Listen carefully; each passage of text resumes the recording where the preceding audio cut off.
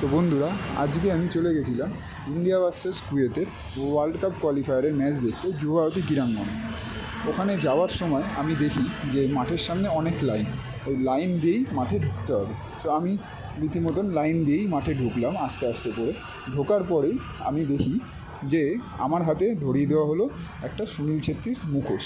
তার কারণ এইটা সুনীল ছেত্রীর শেষ ম্যাচ ছিল ইন্ডিয়ার জার্সিতে, কারণ এরপর সুনীল ছেত্রী রিটায়ারমেন্ট করে যায়। তো আমরা তারপর রীতিমতন মাঠের ভেতর ঢুকে বসে আস্তে আস্তে করে সিটের ওপর বসে খেলা দেখলাম। খেলা দেখতে দেখতে ইন্ডিয়া টিমকে চিয়ার আপ করছিলাম, কারণ ইন্ডিয়া টিম খুব সুন্দর খেলেছে। আর ইন্ডিয়া টিমকে চিয়ার আপ করতে করতে আমরা মনও খারাপ হচ্ছিল, কারণ সুনীল ছেত্রীকে আমাদের লাস্ট দেখতে হবে এই মাঠে নিজের ইন্ডিয়ার জার্সিতে। তারপরেই আমরা ইন্ডিয়ার খেলা দেখার শেষে আমরা চলে এলাম বাড়ি।